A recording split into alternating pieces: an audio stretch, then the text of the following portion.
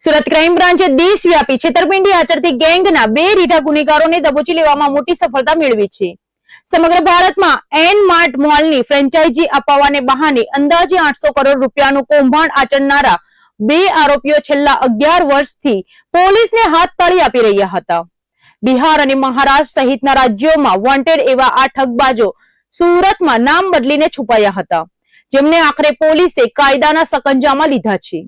Surat crime બ્રાન્ચને બાતમી મળી હતી કે દેશના કરોડો રૂપિયાના એન માર્ટ કૌભાંડના મુખ્ય સૂત્રધારો સુરતના અડાજણ અને રાંદેર વિસ્તારમાં છુપાયેલા છે। જે બાતમીના આધારે પોલીસે વોચ ગોઠવીને ગોપાલ શેખાવત અને મોહમ્મદ સલીમ ખાન નામના 2 રીઢા આરોપીઓને ઝડપી પાડ્યા હતા। આરોપીઓની મોડસ ઓપરેટીની વાત કરીએ તો તેઓ એન માર્ટ રિટેલ લિમિટેડ કંપનીના નામે મોલની ફ્રેન્ચાઇઝી આપવાની લાલચ આપીને રોકાણકારો પાસેથી કરોડો રૂપિયા પડાવતા હતા। બોગસ દસ્તાવેજો બનાવીને રોકાણકારો સાથે વિશ્વાસઘાત કરી આ ગેંગે આખા ભારતમાં અંદાજે 800 કરોડનું કૌભાંડ આચર્યું હોવાનું બહાર આવ્યું છે। પકડાયેલા આ બંને આરોપીઓ એટલા સાતીર છે કે તેઓ છેલ્લા 11 વર્ષથી બિહાર અને મહારાષ્ટ્ર પોલીસને હાથતાળી આપી રહ્યા હતા। બિહાર પોલીસ દ્વારા આ બંને પર માથાદીઠ 50-50 હજાર રૂપિયાનું ઇનામ પણ જાહેર કરવામાં આવ્યું હતું। પોલીસ તપાસમાં ખુલાસો થયો છે કે આ બંને વિરુદ્ધ ભારતભરમાં અલગ અલગ રાજ્યોમાં કુલ 54 જેટલા ગંભીર ગુનાઓ નોંધાયેલા છે। સુરતમાં નામ બદલીને રહેતા આ ઠગબાજો આખરે ક્રાઇમ બ્રાન્ચના સકંજામાં આવી ગયા હતા। હાલ પોલીસે બંનેની ધરપકડ કરીને કાયદેસરની કાર્યવાહી હાથ ધરી છે અને બિહાર પોલીસને પણ આ અંગે જાણ કરી દેવામાં આવી છે। આ ધરપકડથી દેશભરમાં હજારો રોકાણકારોને ન્યાય મળવાની આશા જાગી છે। સુરત પોલીસની આ કામગીરીથી સાબિત થયું છે કે ગુનેગાર ગમે તેટલો સાતીર હોય તે કાયદાથી બચી શકતો નથી। હાલ પોલીસે આરોપીઓની વધુ પૂછપરછ હાથ ધરી છે।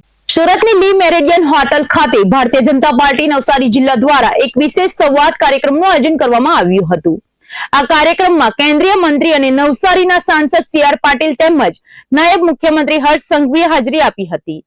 સરપંચોથી લઈને જિલ્લા પંચાયતના સભ્યો સાથે સીધો સંવાદ સાધતા પાટીલે જળ સંચય, સ્વચ્છતા અને મનરેગા જેવી યોજનાઓ મુદ્દે પાયાની ટકોર કરી હતી। સાથે જ તેમણે કોંગ્રેસ પર પ્રહાર કરતા જણાવ્યું કે રામજીનું નામ આવતા જ વિપક્ષની તકલીફ થઈ રહી છે। નવસારી લોકસભા વિસ્તારના વિકાસ કાર્યો અને સંગઠનની કામગીરીને વેગ આપવા માટે સુરતના ભાજપનો સંવાદ કાર્યક્રમ યોજાયો હતો। આ પ્રસંગે નાયબ મુખ્યમંત્રી હર્ષ સંઘવીએ વડાપ્રધાન નરેન્દ્ર મોદીના કાર્યોને બિરદાવતા કહ્યું કે જે સપના આઝાદીના લડવૈયાઓએ જોયા હતા તે આજે નળથી જળ, પાકા મકાન અને શૌચાલયના નિર્માણ દ્વારા સાકાર થઈ રહ્યા છે। બીજી તરફ કેન્દ્રીય જળમંત્રી સી.આર. પાટીલે પોતાના સંબોધનમાં મનરેગા યોજના થતા ભ્રષ્ટાચારના અંગે કોંગ્રેસને આડે હાથ લીધી હતી। તેમણે કહ્યું કે કોંગ્રેસના સમયમાં માત્ર ખાડા ખોદવાનું કામ થતું હતું, ત્યારે નવી જી રામજી યોજનામાં ટેકનોલોજીનો ઉપયોગ સાથે ટેલેન્ટેડ લોકોને કામ મળશે અને જળ સંચય માટે પૂરતું આયોજન થશે। પાટીલે સ્પષ્ટ શબ્દોમાં કહ્યું કે રામજીનું નામ આવતા જ કોંગ્રેસને પેટમાં તેલ રેડાયું છે। સ્વચ્છતા મુદ્દે પણ પાટીલે સુરતનું ઉદાહરણ આપતા કહ્યું કે સુરત મહાનગરપાલિકા વિશ્વની પ્રથમ એવી પાલિકા છે જે સફાઈ કર્મચારીઓને વ્યાજ વગરની લોન આપી રહી છે। તેમણે નવસારી જિલ્લામાં પણ સ્વચ્છતા માટે હરીફાઈ યોજવા અને દાનવીરોના સહયોગથી ગામડાઓને કચરા મુક્ત કરવા અપીલ કરી હતી। સી.આર. પાટીલે સરપંચોને ખાસ તાકીદ કરી છે કે ગામડાઓમાં પાણીનું વહેણ ક્યાં જાય છે તેની તપાસ કરી જળ સંચયના સ્ટ્રક્ચર બનાવવા જોઈએ। મહિલાઓને પાણીની શુદ્ધતા ચકાસવાની તાલીમ પણ અપાઈ રહી છે, જેથી છેવાડાના ઘર સુધી સ્વચ્છ પાણી પહોંચી શકે। આ કાર્યક્રમમાં નવસારી જિલ્લાના સરપંચો, તાલુકા અને જિલ્લા પંચાયતના પ્રતિનિધિઓ મોટી સંખ્યામાં હાજર રહ્યા હતા। આમ સી.આર. પાટીલે આગામી દિવસોમાં જળ સંચય અને સ્વચ્છતાને પ્રાધાન્ય આપી નવસારી મોડેલને પણ વધુ મજબૂત બનાવવામાં હાંકલ કરી છે। સુરતના કતારગામમાં મંજૂર થયેલી સુમન માધ્યમિક શાળાના સ્થળને ફેરફારને લઈને મોટો વિવાદ ઉભો થયો છે। વોર્ડ નંબર 7માં જે શાળાનું ખાતમુહૂર્ત થયું હતું તેને મંજૂરી વગર વોર્ડ નંબર 8માં ખસેડવાનો પ્રયાસ થતા સ્થાનિક લોકો રોષે ભરાયા છે। 400 જેટલા સ્થાનિક રહીશોએ સીધો મુખ્યમંત્રીને પત્ર લખીને સ્થાનિક ધારાસભ્ય મીનુ મોરડિયા અને કાર્યપાલક ઇજનેર સામે ગંભીર આક્ષેપો કર્યા છે।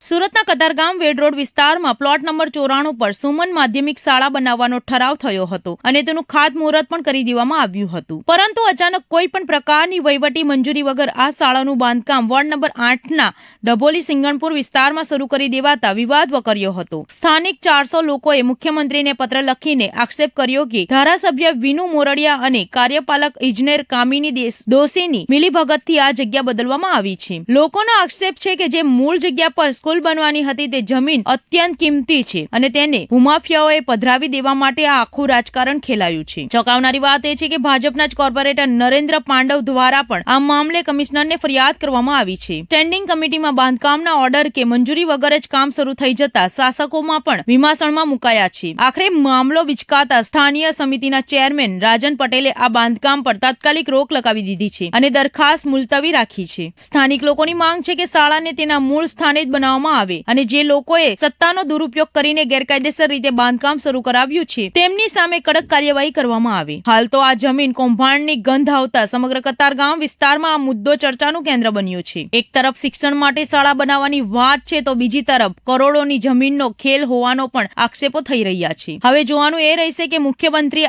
આ મામલે તપાસનો આદેશ આપે છે કે નહીં. અમે મુખ્યમંત્રી સુધી રજૂઆત કરીએ છીએ, શહેરી વિકાસ મંત્રાલયમાં પણ રજૂઆત કરીએ છીએ, સ્ટેન્ડિંગ કમિટી ચેરમેન સુરત મહાનગરપાલિકામાં પણ રજૂઆત કરીએ છીએ અને મહાનગરપાલિકા કમિશનરને પણ અમે રજૂઆત કરીએ છીએ કે જે વોર્ડ નંબર 7ની અંદર ટીપી 50ની અંદર જે 94 નંબરના એફપી ઉપર જે સ્કૂલ મંજૂર થઈ છે ત્યાં સ્કૂલ બને તેને ફેરવીને અન્ય જગ્યાએ ન લઈ જાય અને એના માટે અમને જ્યારે ખ્યાલ આવ્યો તો અમે આજુબાજુના રેસિડન્સોમાં જઈ અને લોકો વચ્ચે જઈ અને નક્કી કર્યું કે ભાઈ આપણી સ્કૂલ અહીંયા બને તો આપણા બાળકોને અહીંયા સારું શિક્ષણ મળે, સારા એરિયામાં મળે. તો એ લોકોએ અમને સારો રિસ્પોન્સ આપ્યો છે. એ લોકોએ અમને એમના લેટર પેડ ઉપર 400થી વધારે ઘરોમાંથી અમને સાઈનો મળી છે. એના માટે અમે એક ઝુંબેશ ઉપાડી છે અને અમારી માંગણી એવી છે, લોકોની લાગણી એવી છે કે સ્કૂલ જે તે જગ્યાએ મંજૂર થઈ છે ત્યાં જ બનવી જોઈએ અને જ્યાં લઈ ગયા છે ત્યાં બનવી ન જોઈએ. અચ્છા, શા માટે એવું થયું હોઈ શકે? અહીંયાથી લઈ ત્યાં લઈ જવું કારણ? જગ્યા જોતા એવું લાગે છે કે આ જગ્યાનો ભાવ અત્યારે બહુ સારો ચાલતો હોય, બિલ્ડરો અને સ્થાનિક નેતાઓની મિલીભગત હોઈ શકે. એના હિસાબે કોઈ જગ્યાએ એવડાને ચોખ્ઠાબાજી કરી હોય અને જગ્યા વેચી દેવાની હોય એવું બધું બની શકે છે. કારણ કે આ જગ્યાનો ભાવ અત્યારે સારો ચાલતો હોય, બિલ્ડર લોકોએ એની જોડે વાતચીત કરી હોય, પણ અહીંયા એવું બન્યું છે કે આજુબાજુના એરિયામાં એવું કહેવામાં આવે છે કે તમે લોકો અહીંયા સ્કૂલ નહીં બનાવો. પણ અમે અભિપ્રાય લીધો ગઈકાલ રાત સુધીનો તો લોકોનું કહેવું એવું છે અમને કોઈ ઇસ્યુ નથી, અમને કોઈ વાંધો નથી, બરાબર છે, સ્કૂલ અહીંયા બને, અમારા બાળકોય ભણશે, અમારી પેઢી પછીની પેઢીના બાળકોય આમાં ભણે, એમાં અમારો રાજીપો છે. તો સ્કૂલ શા માટે ફરે છે? તો અમારે કોઈને કોઈ સ્થાનિક અને સત્તા પક્ષના રાજનેતા હોય એનો આમાં કોઈ સંડોવણી હોઈ શકે છે. સુરતના તાપી નદીના કિનારે મગદલ્લાથી હજીરા વચ્ચે યોજાયેલી બોટ સ્પર્ધામાં આજે એક મોટી દુર્ઘટના સર્જાતા રહી ગઈ છે. સ્પર્ધા દરમિયાન એકાએક નાવિકોની બોટ પલટી જતા ભારે અફરાતફરીનો માહોલ સર્જાયો હતો. જોકે સદનસીબે આ ઘટનામાં કોઈ જાનહાનિ થઈ નથી. બોટમાં સવાર તમામ નાવિકોએ પોતાની આવડતથી જીવ બચાવ્યો હતો. સુરતના મગદલ્લાથી હજીરા સુધીની 21 કિલોમીટરની હોડી સ્પર્ધાનું ભવ્ય આયોજન કરવામાં આવ્યું હતું. દરિયાના મોજા અને પવનની ગતિ વચ્ચે અનેક નાવિકો પોતાની સઢવાળી બોટ સાથે રેસમાં આગળ વધી રહ્યા હતા. પરંતુ સ્પર્ધા દરમિયાન કુદરતી પરિબળો અને સંતુલન બગડતા એકાએક એક પછી એક એમ કુલ 3 બોટ પાણીમાં પલટી ગઈ હતી. બોટ પલટી જતા મધદરિયે નાવિકો પાણીમાં ગરકાવ થયા હતા અને અફરાતફરીનો માહોલ સર્જાયો હતો. આસપાસની અન્ય બોટ અને સુરક્ષા કર્મીઓ સતર્ક થાય તે પહેલા જ નાવિકોએ જાતે જ જીવ બચાવવાની મથામણ શરૂ કરી હતી. સદનસીબે બોટમાં સવાર તમામ નાવિકો કુશળ હોવાથી સાથે તેમને તરતા આવડતું હતું અને પાણીમાં ગરકાવ થયેલા તમામ નાવિકોએ હિંમતપૂર્વક પોતાનો જીવ બચાવ્યો હતો. આ દુર્ઘટનામાં કોઈ જાનહાનિ ન થતા આયોજકો અને લોકોએ રાહતનો શ્વાસ લીધો હતો. ભલે સ્પર્ધામાં વિક્ષેપ પડ્યો પરંતુ નાવિકોની વર્ષોની પાણીની તાલીમ આજે તેમની જિંદગી બચાવવા માટે કામ લાગી છે. આ 21 કિલોમીટરની સ્પર્ધામાં રોમાંચ તો હતો પરંતુ આ અકસ્માતે સુરક્ષાના પાસાને પણ ધ્યાન ખેંચ્યું છે. તમામ નાવિકો હાલ સુરક્ષિત છે અને તેમને પ્રાથમિક મદદ પહોંચાડવામાં આવી. સુરતના કાપોદ્રા વિસ્તારમાં કૃષ્ણા ઇન્ડસ્ટ્રીયલમાં બે મિત્રોએ મળીને પોતાના જ એક મિત્રની લોખંડના રોડના ફટકા મારીને હત્યા નિપજાવી છે. જમતી વખતે થયેલી સામાન્ય બોલાચાલીમાં ઉશ્કેરાયેલા મિત્રોએ લોહીની હોળી ખેલી હતી. જોકે આશ્ચર્યની વાત તો એ છે કે હત્યા બાદ પણ આરોપીએ ભાગવાને બદલે શટર બંધ કરીને અંદર જ બેસી રહ્યા હતા. પોલીસે ઘટના સ્થળે પહોંચીને શટર તોડીને આરોપીઓની ધરપકડ કરી છે. સુરતના કાપોદ્રા વિસ્તારમાં આવેલી કૃષ્ણા ઇન્ડસ્ટ્રીયલમાં ગઈકાલે રાત્રે લોહિયાળ જંગ ખેલાયો હતો. અજય નામનો યુવક તેના મિત્ર સુરેશ અને મનોજ સાથે જમવા માટે બેઠો હતો. આ ત્રણેય મિત્રો દુકાનનું શટર બંધ કરીને જમી રહ્યા હતા ત્યારે અચાનક કોઈ અણબનાવ બનતા વાત મણસી હતી. આવશ્યક ઉગ્રતામાં આવી ગયેલા આરોપી સુરેશ અને મનોજે નજીકમાં પડેલા લોખંડના રોડ વડે અજયના માથા પર અનેક ફટકા માર્યા હતા. માથામાં ગંભીર ઈજાઓ થવાને કારણે અજયનું બંનેનું ઘટના સ્થળે જ કમકમાટી ભર્યું મોત નીપજ્યું હતું. હત્યાના આ બનાવ બાદ બંને આરોપીઓએ લાશ પાસે જ દુકાનની અંદર બેસી રહ્યા હતા. દુકાનની બહાર હાજર મૃતકના એક સંબંધીએ શંકા જતા તેને તાત્કાલિક કાપોદ્રા પોલીસને જાણ કરી હતી. પોલીસે ઘટના સ્થળે પહોંચીને જોયું તો શટર અંદરથી બંધ હતું. પોલીસે શટર તોડીને અંદર પ્રવેશ કર્યો ત્યારે અજયની લાશ લોહી લુહાણ હાલતમાં પડી હતી અને બંને આરોપીઓ ત્યાં જ હાજર હતા. પોલીસે તાત્કાલિક અસરથી સુરેશ અને મનોજની ધરપકડ કરી લીધી છે. ઘટનાની ગંભીરતા જોતા કાપોદ્રા પોલીસની સાથે એફએસએલની ટીમ પણ ઘટના સ્થળે પહોંચી હતી અને વૈજ્ઞાનિક પુરાવો એકત્રિત કર્યા હતા. જમવા જેવી નજીવી બાબતે મિત્રોએ જ મિત્રની હત્યા કરતા સમગ્ર વિસ્તારમાં ચકચાર મચી ગઈ છે. હાલ પોલીસે આ મામલે વધુ તપાસ હાથ ધરી રહી છે કે